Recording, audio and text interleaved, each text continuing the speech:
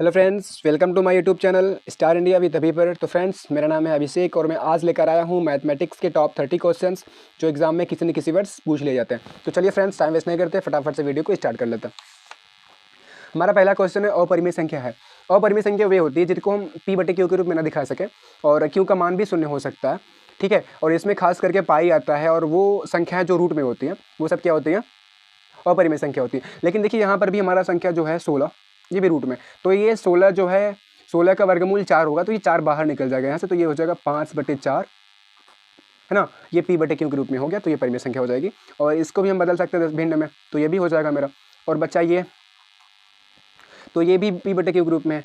Last option मेरा बच रहा है सेकंड वाला पाई, ये हमारा क्या है, सही आंसर हो जाएगा।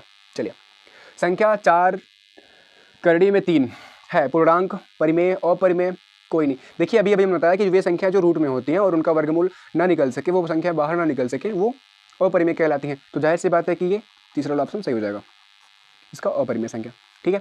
चलिए, परिमेय संख्या 14,587/1250 का दशमलव प्रसार निम्नलिखित किन दशमलव स्थानों के बाद समाप्त हो जाएगा। सिंपल सी बात करना कि आपको इसमें भाग देना और देखना यह है कि दशमलव के बाद कितने अंक जा रहे हैं। तो इसमें 4 अंक जाएंगे मेरे हिसाब से, आप लोग भी देख लीजिएगा भाग करके। चलिए आगे चलते हैं। कह रहा है कि HCF 306 और 657 का 9 दिया है और LCM ज्ञात करना। देखिए दोस्तों, यहाँ से एक क्वेश्चन जरूर आने वाला एग्जाम में आप लोगों को, इसको आप लोग 2-3 बार हल करके जाइएगा। क्या दिया है, HCF 306 657 का 9 दिया और हमसे LCM पूछ रहा है।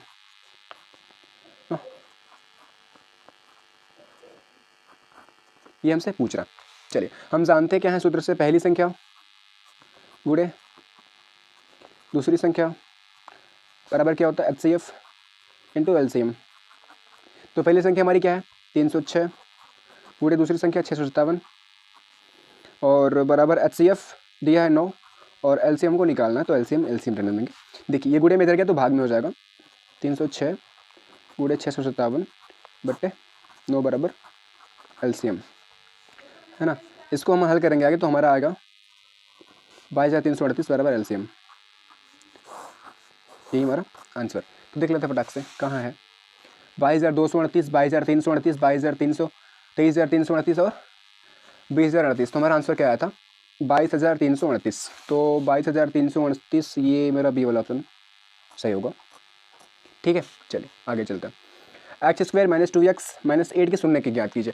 तो शून्य पूछे तो फटाक से क्या करेंगे, गुणनखंड कैसे करेंगे, कुछ इस प्रकार से, x² माइनस का 2x और माइनस का 8, है ना। इसका गुणनखंड करना हमको, तो गुणनखंड कर ले रहे फटाक से। देखिए गुणा में कुछ नहीं तो गुणा 1 मान सकते हैं इसको, 8 1 का 8, 8 का गुणनखंड करेंगे 2 4 4 2, 1 आ गया, ठीक है 4। और देखिए करना क्या, हमको घटाना है, तो 4 में से 2 गया, 2 बचेगा और लाना क्या था, 2 ही लाना था। तो 4 दूना 8, गुणा करने पर 8 आ रहा है और घटाने पर 2 आ रहा है मेरा। तो चलिए देख लेते हैं ऐसे, माइनस का 4x प्लस का 2x माइनस का 8, 2 फैक्टर बना लेंगे इसके, तो यहाँ से x कॉमन कर रहे हैं तो बचेगा x - 4, यहाँ से प्लस 2 कॉमन कर रहे हैं तो बचेगा x - 4, ठीक है। एक ब्रैकेट में x + 2, ये यहाँ से और दूसरे कोष्टक में यहाँ से कॉमन कर लेंगे हम, x - 4। तो आएगा कहाँ, x + 2 बराबर 0, x इक्वल टू हो जाएगा माइनस का 2, इधर आ गया तो माइनस में हो जाएगा, x - 4 इक्वल टू 0, x बराबर 4, ये माइनस में था, इधर आया तो प्लस में, यानी कि -2 और 4 आया इसका शून्यक, ठीक है। देखते हैं ऑप्शन में कहाँ है, -2 और 4 आया था ना, 4 -2 -4 ये भी नहीं, -4 2 ये भी नहीं और 4 2, अच्छा आया क्या था, एक बार देख लेते फिर से, -2 और प्लस का 4, -2 और प्लस का 4, यही है जी, हाँ बिल्कुल यही है, तो ये सही हो जाएगा। चलिए आगे है t² - 15 के शून्य की ज्ञात कीजिए। शून्य लिखिए, शून्य क्या है ना, t² - 15। चलिए t² - 15, तो सिंपल सी बातें करेंगे क्या, t² बराबर 0, यानी कि 0 हो जाएगा, तो ये हो जाएगा 15 और t का मान निकालेंगे तो रूट में क्या हो जाएगा 15 और t का मान क्या आ गया, प्लस माइनस में रूट का 15, है ना। प्लस में भी आता है और माइनस में भी आ सकता है ये, ठीक है। चलिए तो मेरा ये ऑप्शन सही हो जाएगा, ए वाला, ठीक है। चलिए 5x - 4y + 8 = 0 तथा 7x + 6y minus 9 is equal to 0।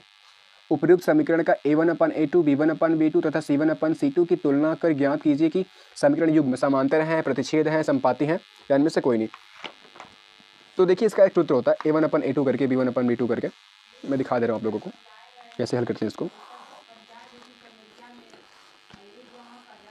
लेंगे क्या a1/a2 है ना, a1/a2 5x a1 हो जाएगा मेरा, 7x a2 हो जाएगा, b1/b2 ये 4 और ये चिन्ह के साथ लिया जाता है तो हो जाएगा ये -4/6 कटेगा ये 2 2 4 2 3 अच्छा आएगा क्या -2/3।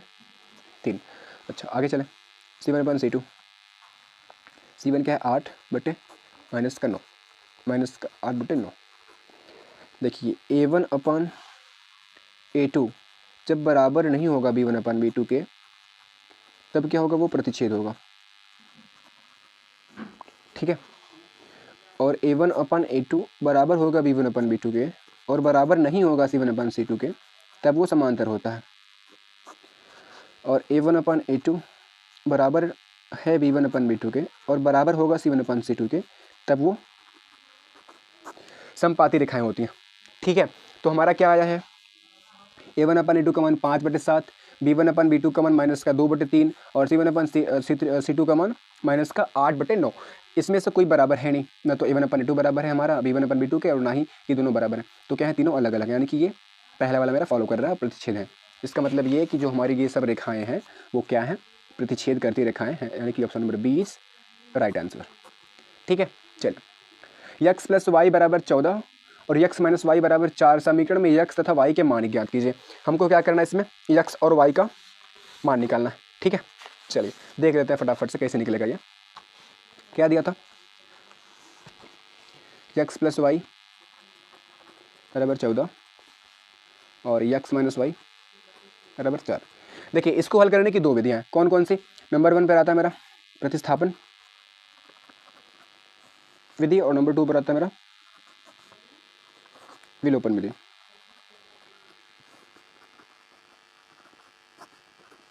ठीक है, इसके पहले मैंने एक वीडियो बना रखी है प्रतिस्थापन विलोपन पर, आप लोग वहाँ पर जाकर के देख सकते हैं कैसे कैसे हल करता है। फिलहाल मैं x और y का मान निकालने सर जा रहा हूँ, किसी वीडियो से देख लीजिए। x + y = 14 और x - y = 4, ये मेरा पहला समीकरण है, ये दूसरा समीकरण है। तो कर क्या रहे हैं हम, समीकरण 1 और 2 को जोड़ दे रहे हैं। तो देखिए ये प्लस में ये माइनस में तो ये कटेगा और ये x मिलकर बनेगा 2x = 14 में 4 बनेंगे 18। x का मान निकालेंगे यहाँ से तो यह आ जाएगा 18/2, यानी कि x का मान आ जाएगा 9, ठीक है। समीकरण में x का मान, समीकरण 1 में x का मान रख देंगे, समीकरण 1 से 9 + y = 14, y निकालेंगे तो 14 माइनस का 9, y का मान क्या आ जाएगा, 14 में से 9 गया 5, x का मान 9 y का मान 5। चलिए देख लेते हैं ऑप्शन में कहाँ कहाँ है। x का मान 9 y का मान 5, यही मेरा ऑप्शन सही हो जाएगा, ठीक है। ये ऑप्शन सही हो जाएगा, ठीक। आई होप आप लोग समझ गए होंगे। आगे चलते हैं 9वें क्वेश्चन की ओर। कह रहा है कि दो क्रमागत धनात्मक पूर्णांक का गुणनफल 306 तो पूर्णांक ज्ञात कीजिए, है ना। क्रमागत धनात्मक पूर्णांक था तो यहाँ पर लिखेंगे माना क्रमागत धनात्मक पूर्णांक x तथा x + 1 है ना। तो क्या दिया था, दो क्रमागत धनात्मक पूर्णांक का गुणनफल 306 दिया था, है ना। तो x + 1 का गुणनफल कितना हो जाएगा 306, गुणा कर लेंगे इसमें x² प्लस का x इधर लेके आएंगे, इसको माइनस में हो जाएगा, -306 = 0। 306 को तोड़ दें फटाक से हम लोग, तो 306 को जब तोड़ेंगे गुणनखंड जब करेंगे इसका 2 से 15 आएगा ये, और ये 3 आएगा और ये आएगा 9 से कटेगा, 9 × 1 = 9, यहाँ पर बचा 6, 9 × 7 = 63 और ये 7। देखिए करना क्या, घटाना है ना, घटाना है, घटा करके लाना क्या है हम लोगों को, लाना क्या है सिर्फ x।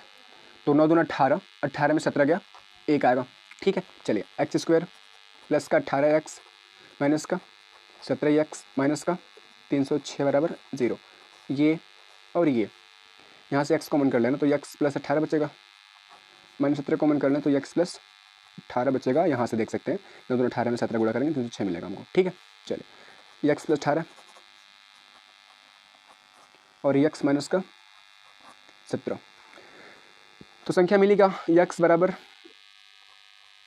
यहाँ से लेंगे तो ये आ जाएगा 0 और -18 और ये आएगा क्या, x माइनस 17 बराबर 0, x का मान क्या मिलेगा 17, है ना। तो हमसे धनात्मक क्रमागत पूर्णांक पूछ रहा था, तो हमारी पहली संख्या 17 हो जाएगी, दूसरी x प्लस 1 यानी 17 प्लस 1 मिलेगा क्या 18, एक संख्या 17 का संख्या 18 हो जाएगी। ठीक है, इसका मतलब ऑप्शन नंबर ए मेरा सही हो जाएगा। ठीक है, चलिए आगे चलते हैं 10वें क्वेश्चन की ओर। 6x² माइनस x माइनस 2 बराबर 0 के मूल ज्ञात कीजिए। जब मूल की बात करें तब पर भी हम क्या करते हैं, गुणनखंड करते हैं। तो देख लीजिए फटाक से कैसे करेंगे। 6x² माइनस x माइनस 2 बराबर 0, 2 का गुणा 6 में करेंगे, 6 दूना 12, 12 का गुणनखंड करेंगे 4, करना क्या, घटाना है, लाना क्या है x, 4 में से 3 गया, 1 बचा, x 1 x 4 3 12 हो जाएगा, है ना। चलिए 6x² माइनस का 4x प्लस का 3x माइनस का 2 इज इक्वल टू 0, यहाँ से ये और यहाँ से ये, ऐसे 2x कॉमन कर लें, 3x माइनस का 2 बचेगा प्लस का 1 कॉमन कर लें तो 3x माइनस का 2 बचेगा, ये और ये, 3x माइनस का 2 और 2x प्लस का 1। ठीक है, 3x माइनस का 2 is equal to 0, 3x minus का बराबर हो जाएगा 2 और x का मान निकालेंगे तो यहाँ से 2/3 हो जाएगा। दूसरे की बात करें 2x प्लस का 1 बराबर 0 या 2x बराबर माइनस का 1 या x का मान निकालेंगे तो -1/2 हो जाएगा। 2/3 है और 1/2 है, वो भी माइनस के साथ। तो देखिए ऑप्शन में कहाँ है 2/3 माइनस का 1/2, option number A is right answer हो जाएगा मेरा। ठीक, चलिए 2x² माइनस 3x प्लस 5 बराबर 0 के मूलों की प्रकृति ज्ञात कीजिए। देखिए इसका एक सूत्र है, तरीका है, कैसे निकालते हैं इसको। तरीका ये है b² माइनस का 4ac, अगर वो 0 से बड़ा होगा तो इसके 2 भिन्न वास्तविक मूल होंगे, और अगर b² माइनस 4ac का मान 0 से छोटा होगा तो इसका कोई मूल नहीं होगा, और b² माइनस 4ac 0 के बराबर होगा तो इसके 2 वास्तविक और समान मूल होंगे। ठीक है, सवाल क्या था मेरा, 2x² प्लस का, सॉरी माइनस में था शायद में, जी हाँ, 2x² माइनस का 3x प्लस का 5 इज इक्वल टू 0, है ना। करेंगे गुणनखंड, b² माइनस का 4ac, b का मतलब 3 का स्क्वायर माइनस का 4 इंटू a 2 इंटू 5, 3 त्रिक का 9 हो गया, यहाँ से माइनस का 4 दूना 8 बन जाए 40, कितना आया माइनस का 31। इसका मतलब क्या कि जो ये हमारा b² माइनस 4ac है वो 0 से छोटा है। इसका मतलब ये कि जो इसका मूल होगा वो क्या होगा, इसके वास्तविक मूल नहीं होंगे।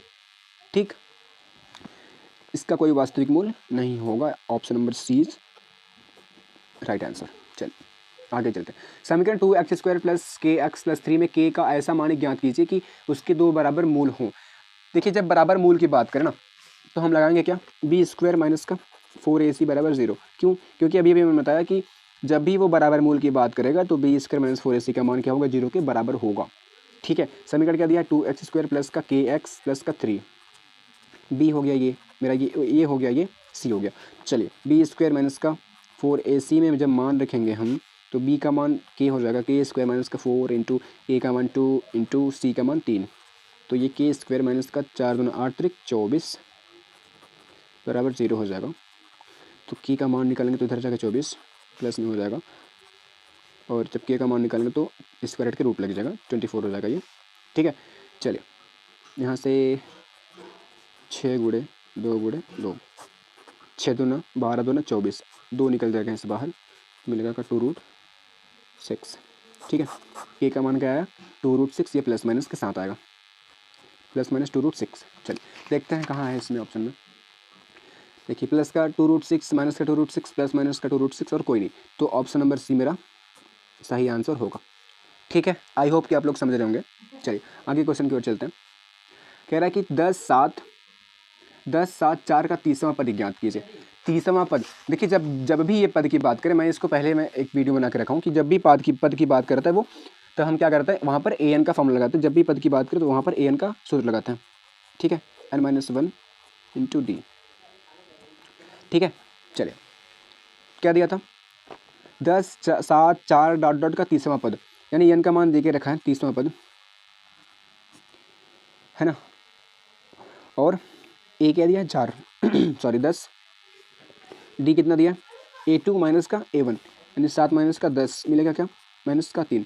हमको एन मिल गया, ए मिल गया, डी मिल गया। अब निकालना क्या है एन। चलिए फटाक से निकाल लेते हैं। ए 30, ए का मान 10 प्लस एन का मान 30 माइनस का 1 गुणे माइनस का 3। देखिए ए का मान 10, एन का मान 30 माइनस का 1, डी का मान 3 हो गया। चलिए आगे देख लेते हैं। 10 प्लस 29 गुणे माइनस का 3, 10 प्लस 3 9 27 के साथ, और 3 दूना 6 2 8, ये माइनस के साथ में आएगा, गुणा करेंगे तो प्लस माइनस माइनस हो जाएगा। ठीक है, प्लस माइनस माइनस हो जाएगा यहाँ से, और ये 87 हो जाएगा। 87 में 10 घटाएंगे कितना हो जाएगा 77। ये चिन्ह बढ़ा तो चिन्ह लगेगा माइनस का, यानी कि ऑप्शन नंबर देख लेते हैं कहाँ से सही होगा। ये 77, ऑप्शन नंबर सी मेरा 77 सही हो जाएगा। ठीक है, उसी प्रकार से आप लोग ये भी कर लेंगे, ये भी सवाल इसी प्रकार से होगा। आप लोग इसको कमेंट बताइएगा कि इसका आंसर कौन सही होगा। ठीक है, चलिए आगे चलते हैं। 15 क्वेश्चन क्या दिया, 2 खाली बॉक्स 26 रिक्त स्थानों को भरिए। क्या रिक्त स्थान को भरना है। प्रथम पद क्या हो जाएगा मेरा, ए का मान क्या हो जाएगा 2, है ना। और कितने पद इसमें 3, 1 2 3 पद। ठीक है, एन का मान 3 मिल गया। लास्ट पद क्या है ए एन बोलते हैं इसको। 26 निकालना क्या है हमको, दूसरा पद निकालना है। ठीक है, जो बीच वाला है उसको निकालना। तो अगर हम डी निकाल लें यहाँ से डी, तो हमको पता चल जाएगा कि बीच वाला पद क्या होगा। ठीक है, चलिए ए एन बराबर a plus n minus 1 into d. ठीक है, चलिए यहाँ से देख लेते हैं। ए एन का मान 26 बराबर ए का मान 2 हो गया प्लस एन माइनस एन का मान कितना 3 माइनस का 1 गुणे डी। जो प्लस में इधर है तो माइनस में जाएगा, 26 माइनस का 2 यानी कि 24, 3 minus 1 into D, 3 minus 1 into D, 24 बराबर 2D। डी का मान निकालेंगे यहाँ से तो ये हो जाएगा भाग में, यानी कि 24/2, या डी का मान कितना हो जाएगा 12, है ना। डी का मान कितना आया 12। अच्छा, अगर हम 12 में 2 जोड़ दें, 12 तो 14 हो जाएगा, 14 और 12 26, यानी कि जो हमारा डिफरेंस है वो 12 है, और दूसरा पद क्या होगा मेरा 14 हो जाएगा। ऑप्शन नंबर बी मेरा क्या होगा सही आंसर होगा। ठीक है, चलिए आगे चलते हैं।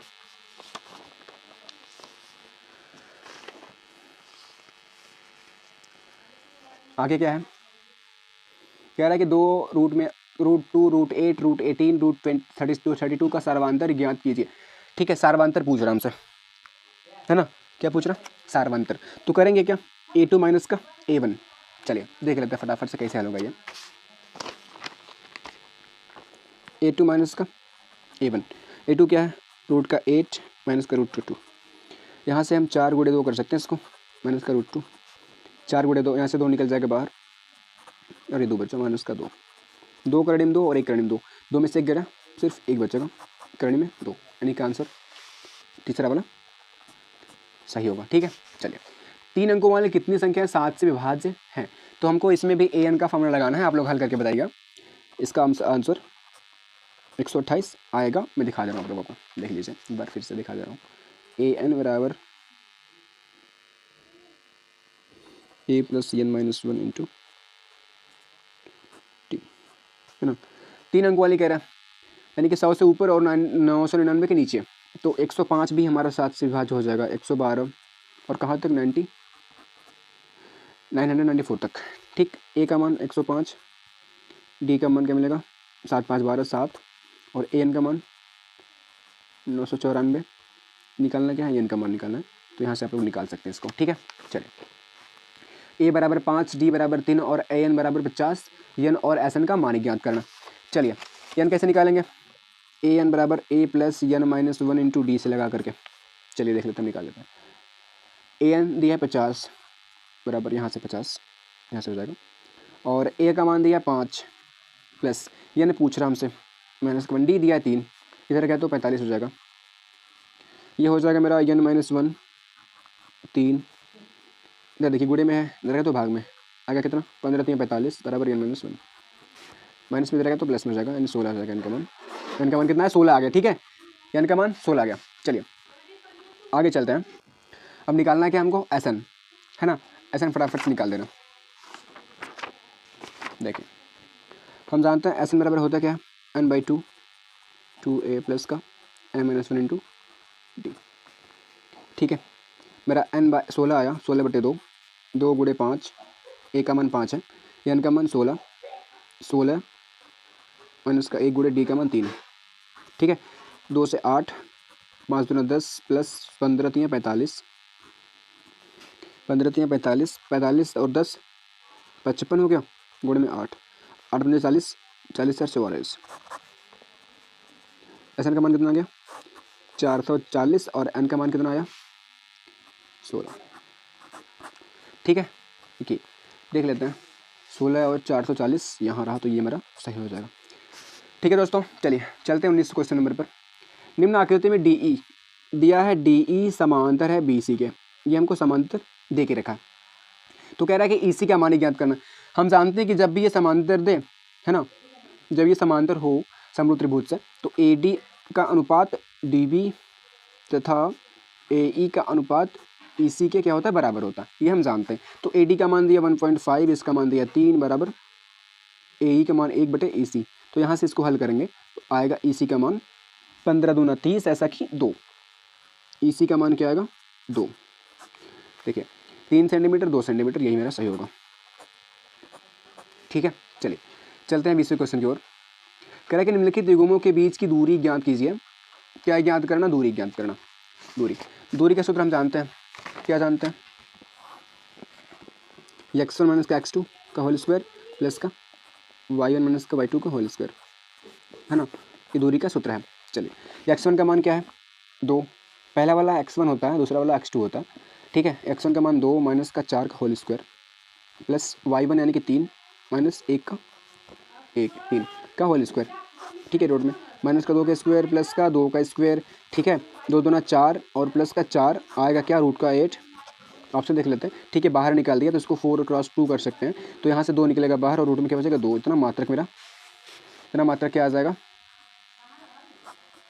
इतना मात्रक आंसर मेरा आ जाएगा 2√2। देखिए यहाँ से 4 बाहर निकल जाएगा, 2 यहाँ से 2 क्रॉस 2 से 2 बाहर निकलेगा, बचेगा रूट में ये सिर्फ 2। ठीक है, आप लोग देख सकते हैं इसको। ठीक है, ये मेरा ऑप्शन नंबर 2√2 क्या हो जाएगा, सही आंसर हो जाएगा ये। थैंक यू दोस्तों।